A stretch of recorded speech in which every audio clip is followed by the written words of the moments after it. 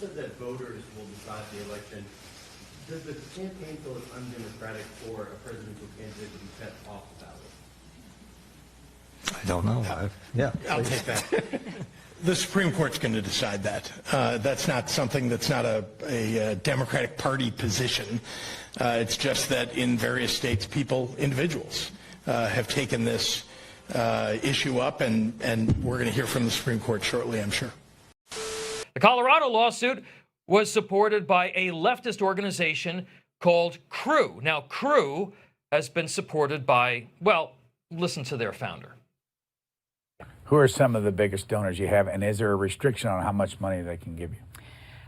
We don't have any restriction, but I would say our biggest donors are, for example, the Open Society Institute is a very big donor. And whose organization is that? Well, it's a foundation, but it's well known to be George Soros is the one who funds it.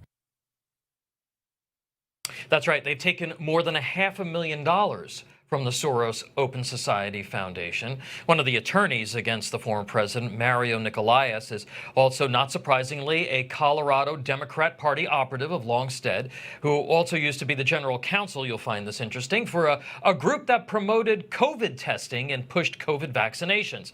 A group really proud of their average testing result turnaround time of 36.5 hours. The Michigan lawsuit was funded by an organization called Free Speech for People, as opposed to dogs, I guess. This group, founded during the early days of the Obama administration, is chock full of left-wing Democrat activists. They claim to be, quote, a catalyzing leader in the country, challenging big money in politics, confronting corruption in government, fighting for free and fair elections, and advancing a new jurisprudence grounded in the promises of political equality and democratic self-government. They hit every possible buzzword in that meaningless mission statement to cover up the fact that they are a bunch of leftist activists pushing the Democrats' political agenda. The group's legal director is a frequent MSDNC pundit and the author of, wait for it, The Constitution Demands It, the case for the impeachment of Donald Trump. Their director of development, Lisa Chang, proudly claims that she has over 15 years of experience as an anti-racism facilitator. So that's right. She's one of these people who makes a living telling white people that they're racists.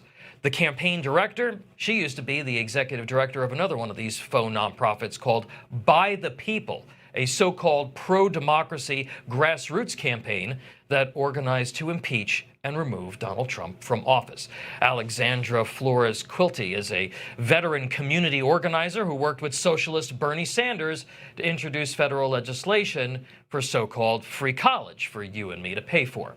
So you have these phony nonprofits working allegedly to protect democracy, right? I consider myself much less political now than I used to be. I was once obviously a Democrat. I worked for 3 different Democrats on the Hill. I worked for Senator Biden before I worked for Chuck Schumer when he was on the Hill, and then John Conyers. I am so mindful, and I said this in my decision, that it is unprecedented. No Secretary of State has ever deprived a presidential candidate of ballot access based on Section 3 of the 14th Amendment.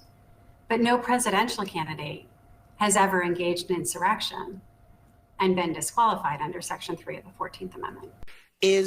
Were these hearings fair? Did they comport with due process? And I think there's a question there with regard to what Maine did, because if you look at the hearing, and she details this in the ruling, they heard from one fact witness, a law professor. She based her ruling on a lot of documents, but also YouTube clips, news reports, things that would never pass the bar in normal court. She's not a lawyer, by the way. It's a smartly written decision, clearly consulted with lawyers, but this is an unelected. She's chosen by the state legislature. She's elected by the state legislature. Elected by the legislature, but not democratically elected. Not a knock. That's just the way it's set up in Maine. And this hearing, look, it doesn't have to be a criminal trial. We don't have to have all the protections. But I think the argument you'll hear from opponents is, one, not up to the states to do this. This is why we have all different decisions from all different states. And 2, the procedures were not up to snuff. You said that voters will decide the election. Does the campaign feel it's undemocratic for a presidential candidate to be kept off the ballot? I don't know. The hypocrisy abounds.